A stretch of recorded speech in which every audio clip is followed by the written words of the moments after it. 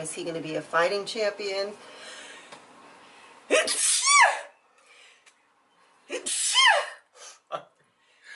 What do you see? You are so good looking. All right, we've got a special friend of the show that's got a little something to say to you guys. Stick around. Let me tell you something, brother. I was in the gym, clanging and banging, getting these 24-inch pythons jacked and ready for my favorite wrestling show. And then one of my maniacs came up to me and said, "Hey man, what's your favorite wrestling program? Is it Monday Night Raw or SmackDown Live?" And I said, "Let me tell you something, dude. It's A&B Combos Wrestling Edition. The best YouTube wrestling review show of all time, man." And just like I dropped the largest giant in the world right there in the middle of the ring, they drop a new video every week, so you better get ready by hitting that subscribe and notification button, dude. And this Monday, Monday Night Raw is gonna have the largest reunion show in the history of television, dude. And you better believe they'll be there to review it. So what you gonna do when the largest arms in the world and A&B Combos Wrestling Edition runs wild on you? Thank you so much for that. We really appreciate it. So make sure, like he said, like, comment, subscribe, hit those notifications so you know exactly when the next wrestling edition is coming up. And that's a good way to introduce us. A&B Combos Wrestling Edition.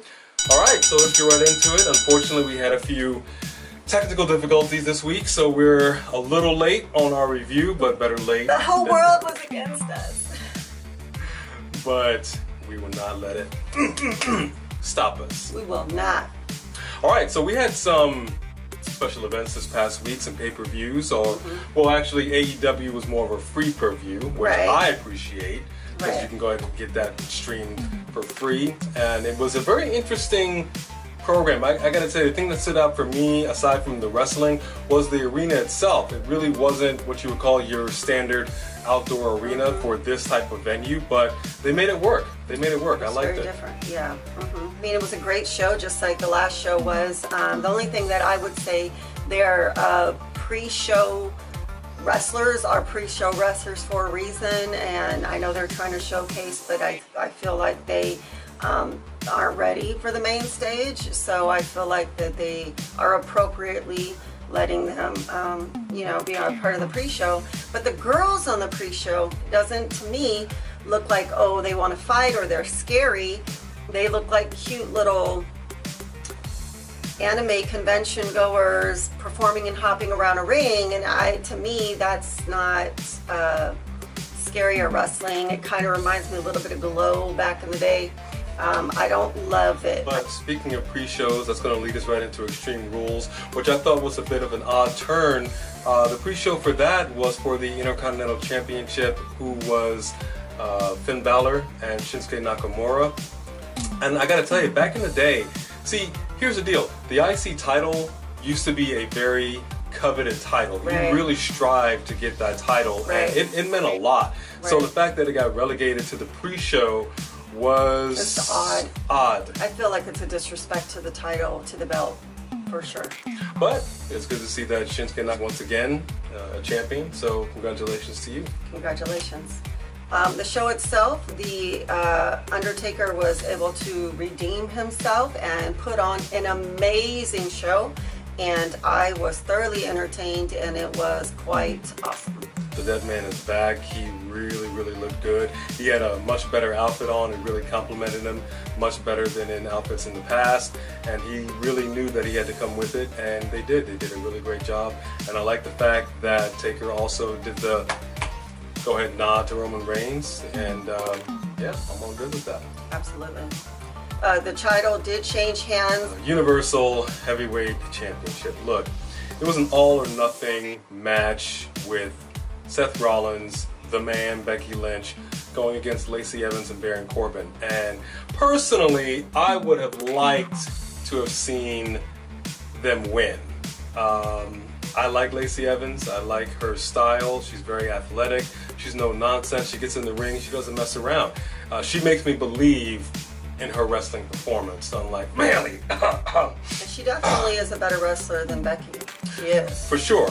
But that didn't happen. They ended up winning, Seth and Becky, but then all of a sudden the music hits. Ladies and gentlemen, and guess who cashes in Money in the Bank but none other than Brock Lesnar. And I don't believe that the universe is happy about that. I wasn't happy about that. If Brock is going to actually be a fighting champion, I know that he's someone who's really only contracted to do pay-per-views. And to have the title only defended at pay-per-views, but then again, they have a lot of pay-per-views these days. So I don't know, but he doesn't show up that often. So to put a belt on him doesn't really seem fair to those who come in, week after week. Now, I did appreciate the fact that Paul Heyman did have a cross-branded match for the #1 contender spot to face Brock Lesnar at SummerSlam. Me personally, I was not pulling for Roman Reigns or Seth Rollins. I've seen that match before. I really wanted to see something else. I was really hoping maybe Randy Orton would have taken it. I still feel like Braun Strowman and Brock Lesnar have some unfinished business. These are two behemoths that really need to go at it, and I didn't see what I wanted to see. But in other news, we do have new tag team champions. New WWE World Tag Team Champions!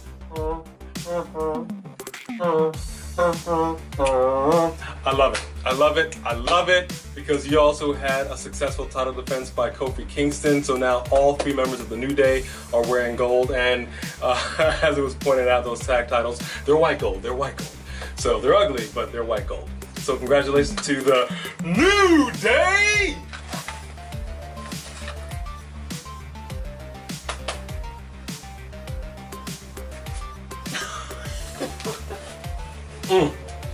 Congratulations, New Day. Congratulations for sure. Well earned. Well earned.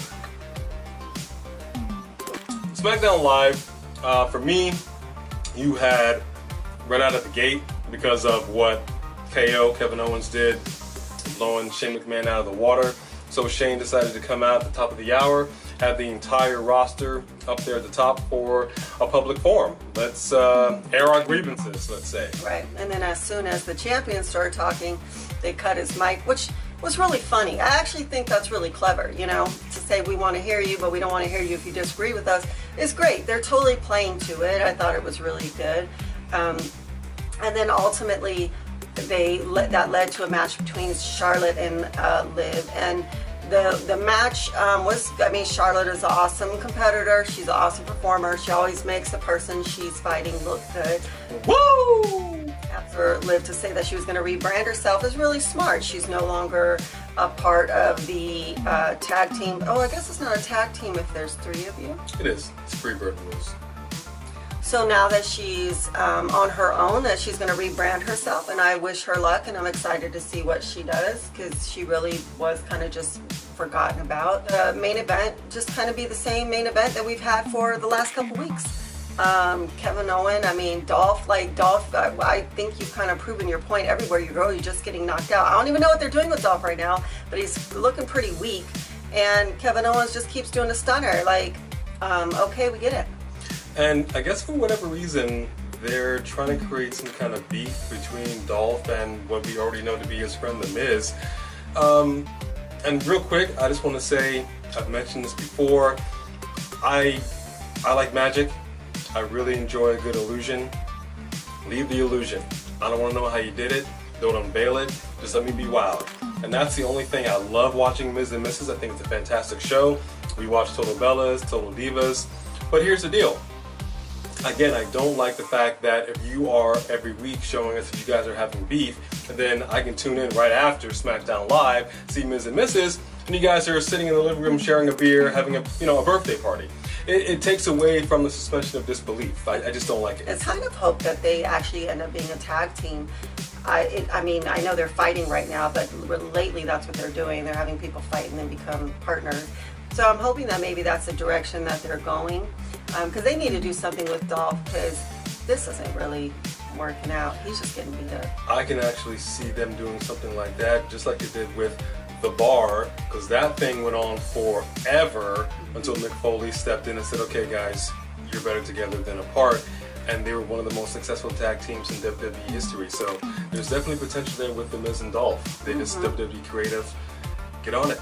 And the only other thing I would have to say is that the Daniel Bryan thing was odd, but I'm hoping that maybe what Daniel Bryan is going to do is come back and he's going to incorporate Luke Harper, and then have like he's kind of like the mastermind, like Bray Wyatt was with Luke Harper and Rowan, and I think that would be good because they need to do something with Luke Harper, and so I'm hoping that maybe that's what's coming up next with that. And a very scary, speaking of Bray Wyatt, did make his appearance in the ring and laid it to Finn Balor. And I gotta tell you, she said, "What about that mask?" That is the creepiest mask I've ever seen anywhere. Like, that was no joke. Like, I can't think of anything else that's been scarier than that. So, I mean, I would have never seen that coming from the Firefly Funhouse, but that's scary. So, but I really hope they keep the Firefly Funhouse, and it would be great. Again, creative. Take note. Bray Wyatt comes out, does whatever he does in the ring. Then we have another episode of the Firefly Funhouse, and maybe he's wiping off a little bit of blood. Right. You know, Almost like split personality, Exactly. kind of like the Finn Balor thing. So think about it. that's really all we have to say. We know we just did 2 different pay-per-views, free preview, a pay-per-view, and 2 different shows. But like we said, we weren't able to come to you this week like we planned on with 2 different segments, and so we tried to kind of wrap up the things that stood out to us from the events of this week. We'll do better next week, I promise. But speaking of next week, you're really going to want to tune in. Make sure you get those notifications because Monday Night Raw is going to have the biggest reunion in the history of the show. So excited. A lot of big names, a lot of names, familiar names like Melina. We haven't seen her in quite some time. She was so awesome in the women's division. I miss her. Yeah. Really, really excited. I know Sami Zayn had tweeted that he was at the WWE Performance Center in Florida and ran into The Rock. Why was The Rock at the Performance Center? You never know. We will see. So that's it. Thank you guys for tuning in to another episode of A&B Convos, Wrestling Edition. And yeah, see you down the road.